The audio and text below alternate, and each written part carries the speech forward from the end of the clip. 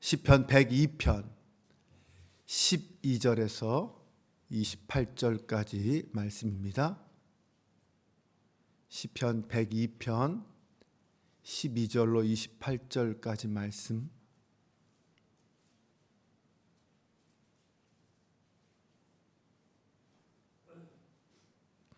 좋아요. 여러분이 한 절씩 교독하며 봉독합니다.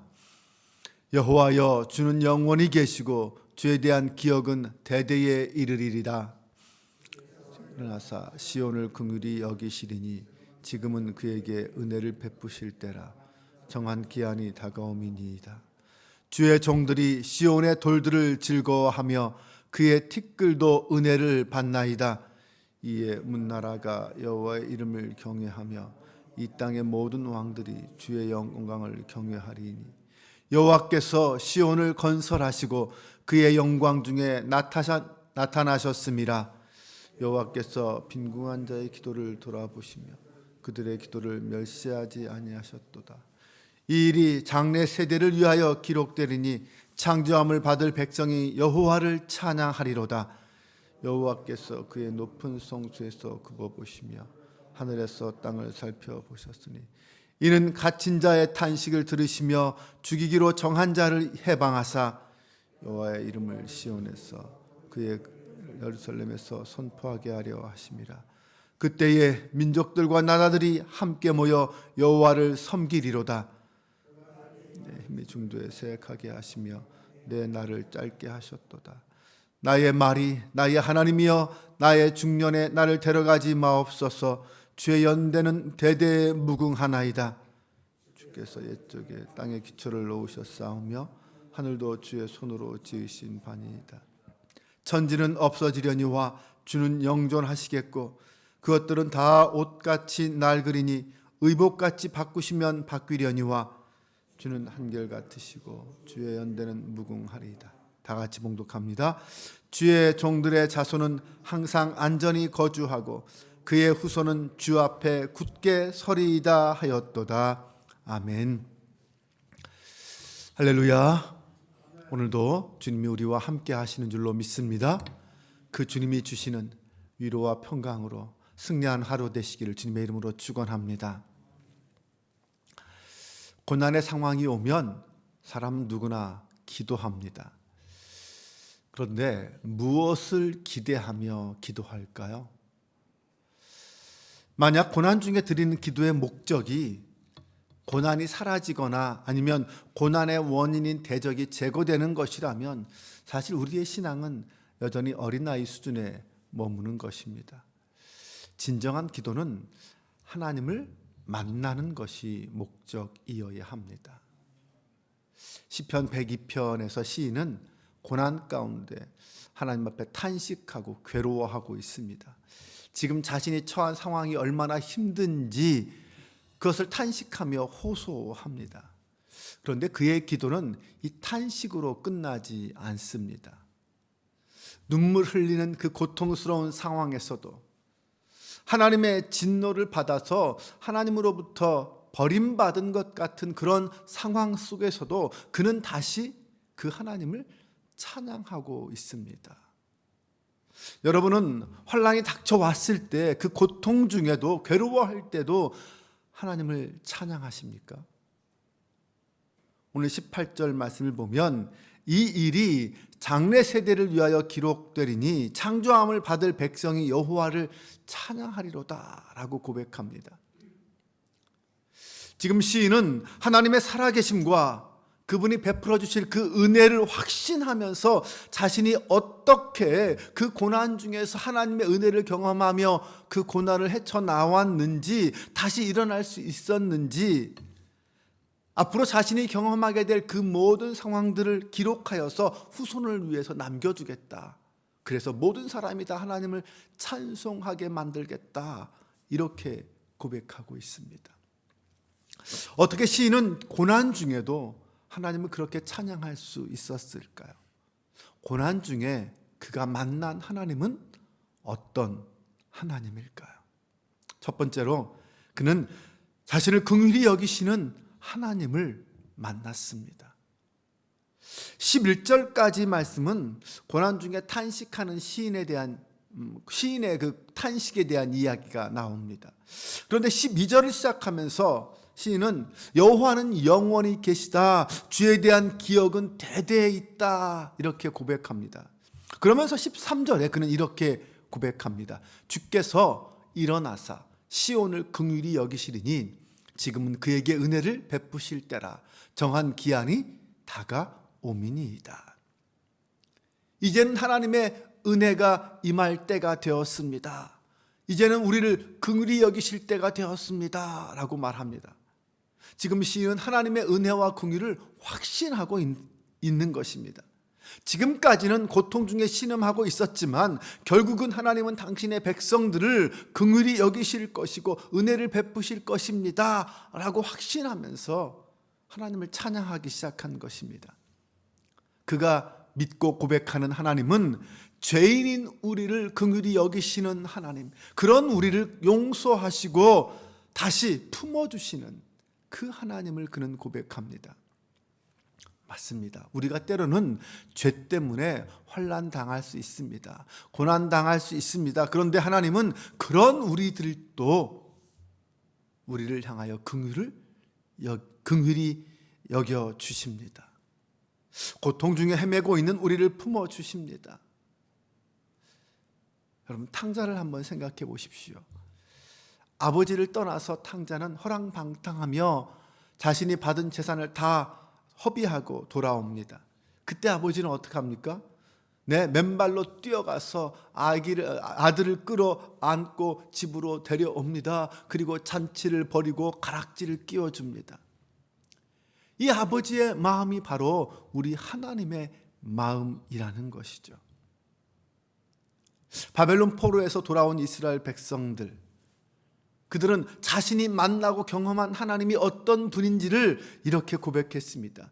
느헤미야 9장 31절에 보면 주의 크신 긍휼로 그들을 아주 멸하지 아니하시며 버리지도 아니하셨사오니 주는 은혜로우시고 불쌍히 여기시는 하나님이십니다. 이스라엘 백성은 하나님 앞에 범죄해서 아수르에게, 바벨론에게 멸망당하고 포로로 끌려갔습니다. 그런데 그 포로들이 70년 만에 돌아왔습니다. 그때 그들이 고백한 거예요. 하나님은 우리를 아주 멸하지 아니하시고 버리지 아니하시고 다시 기회를 주셨다, 다시 은혜를 베풀어 주셨다, 불쌍한 자를 긍휼히 여겨주시는 하나님이다. 이게 그들의 고백이었습니다. 맞습니다. 우리 하나님은 우리를 고난 중에 그냥 내버려 두지 않으십니다. 결코 외면하지 않으십니다. 끝내는 우리를 품어주시고 사랑하시는, 용서하시는 하나님이십니다. 우리가 우리의 시선을 돌이켜서 다시 하나님을 향해 바라보기만 한다면 그 하나님은 우리를 불쌍히 여기시고 우리를 다시 고난 중에서 건져 주시게 될 것입니다. 우리는 그 하나님을 찬양하게 될 거예요. 어떠한 상황에서도 우리의 입술이 원망으로 채워지지 않는다면, 우리의 영혼이 낙심으로 오염되지 않는다면 우리는 마침내 우리를 긍휼히 여기시는 하나님을 만나게 될 것입니다. 우리의 입술이 찬양으로 채워지고 우리의 영혼이 감사로 넘쳐나기만 한다면 우리는 우리를 긍휼히 여기시고 다시 회복시켜 주시는 하나님을 만나게 될 것입니다. 그 하나님을 바라보아야 합니다. 오늘 시인은 이 기도를 통하여서 그 하나님을 확신하며 고백하며 찬양했고요, 마침내 그 하나님을 만났습니다. 두 번째로, 우리가 고난 중에 만나는 하나님은 우리를 긍휼히 굽어 살피시는 하나님이십니다. 하나님의 눈은 언제나 우리를 향해 있습니다. 19절을 보면 여호와께서 그의 높은 성소에서 굽어 보시며 하늘에서 땅을 살펴보셨다라고 말합니다. 하나님은 우리를 살펴보시는 분입니다. 우리에게서 고개를 돌리시고 외면하시는 분이 아니라 지금 우리의 삶이 어떤지, 어떻게 살아가고 있는지, 어떤 생각 속에 살고 있는지를 살펴보시는 분이라는 거죠. 마치 부모가 갓난 아이를 돌보는 것 같이 하나님은 우리를 살피십니다. 네, 갓난 아이를 돌보는 부모의 눈과 귀는 어디에 가 있습니까? 오직 아이에게 집중합니다. 아이가 칭얼거리는 소리가 들리면 오직 부모의 귀는 쫑긋 그 아이에게만 집중합니다. 지금 아이가 왜 우는지, 어디가 아픈 건 아닌지, 배가 고파서 우는 건지, 응아를 해서 우는 건지 온통 신경이 아이에게 가 있습니다. 그리고 아이의 그 응아 소리, 우는 소리, 신음소리 하나에 민감하게 반응하죠. 맞습니다. 우리를 돌보시는 하나님도 그와 같습니다. 우리의 신음에, 우리의 작은 신음에도 응답하시는 하나님이십니다. 그런 하나님을 시편 139편에서는 이렇게 찬양했습니다. 여호와여, 주께서 나를 살펴보셨으므로 나를 아시나이다. 주께서 내가 앉고 일어섬을 아시고 멀리서도 나의 생각을 밝히 아시오며 나의 모든 길과 내가 눕는 것을 살펴보셨으므로 나의 모든 행위를 익히 아시오니. 우리 하나님은 아십니다. 내가 앉고 일어서는 것까지 아십니다. 내 생각까지 알고 계십니다. 나를 그렇게 살펴보시는 하나님이십니다. 그 하나님은 언제나 우리를 감찰하시고 우리를 보살피시는 하나님, 그 하나님이란 사실을 믿으시기 바랍니다. 살면서 정말 힘들 때 나의 이 힘듦과 나의 이 사정을 사실 누군가에게 말하는 것은 쉽지 않습니다. 더구나 지금의 상황을 내가 설명하고 어떤 이해를 구해야 한다면 정말 그것은 힘들고 자존심 상하는 일입니다. 사람들은 그렇죠. 내가 힘든 상황들을 남들에게 쉽게 말하기 어렵습니다. 심지어 부부조차도 서로를 완전히 이해하며 공감하며 살아가는 것이 쉽지 않습니다. 그런데 우리 하나님은 내가 말하기 전에 이미 우리의 형편과 상황을 다 아십니다. 다 아시고 살펴보시고 이해하십니다. 나아가서 그 하나님은 어떤 분입니까? 나의 이 문제를 가장 완벽하게 해결해 주실 수 있는 유일한 분입니다. 그러므로 우리는 누가 나의 사정을 알아주지 않는다고 해서 원망하거나 불평할 이유가 없습니다.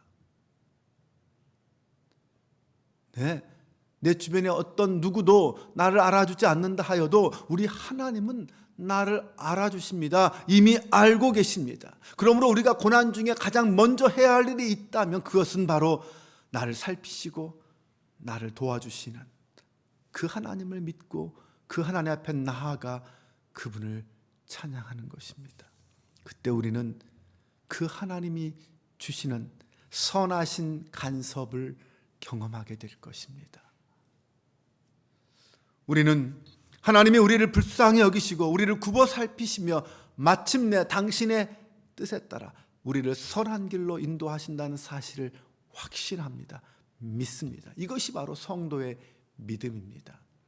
그래서 우리는 고난 중에도 하나님을 찬양할 수 있고요, 그 어떤 상황에서도 그 하나님의 앞에 믿음으로 찬양하며 나아갈 수 있습니다. 여러분, 오늘도 우리 앞에는 어떤 일이 펼쳐질지는 아무도 알 수 없습니다. 하지만 분명한 것은 그 어떤 상황에서도 하나님은 나와 함께하고 계시다는 것입니다. 그리고 그 하나님이 이끄실 나의 자리는 결국 선을 이루실 것이라는 사실입니다. 오늘도 그 믿음을 가지고 찬양하며 감사하며 하루를 시작하는 저와 여러분 되시기를 주님의 이름으로 축원합니다. 기도하겠습니다. 하나님 아버지, 내가 가장 힘들 때 나와 함께 하시는 분은 하나님이심을 믿습니다.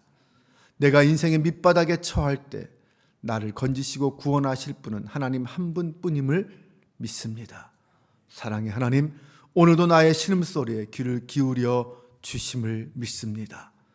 하나님, 고난 중에 드리는 우리의 기도가 간구와 부르짖음으로 끝나는 기도가 아니라 확신과 믿음을 선포하며 하나님을 찬양하는 기도로 나아가게 하여 주옵소서. 그 하나님을 믿고 주님의 은혜 안에 살아가는 저희가 되기를 소망합니다. 고난 중에도 하나님을 찬양하며 감사함으로 나아가는 저희가 되게 하여 주옵소서. 오늘도 살아계신 하나님을 믿습니다. 삶의 모든 자리에서 나와 동행하시며 나에게 힘주시고 지혜 주시는 하나님을 찬양합니다. 하나님 당신만이 나의 주님이십니다. 하나님의 사랑만이 영원하며 하나님의 보호하심만이 신실하심을 고백합니다. 나와 우리의 자손들까지 하나님의 손에 맡깁니다. 주님 앞에 영원히 굳게 서게 하여 주옵소서. 우리 주 예수 그리스도의 이름으로 기도합니다. 아멘.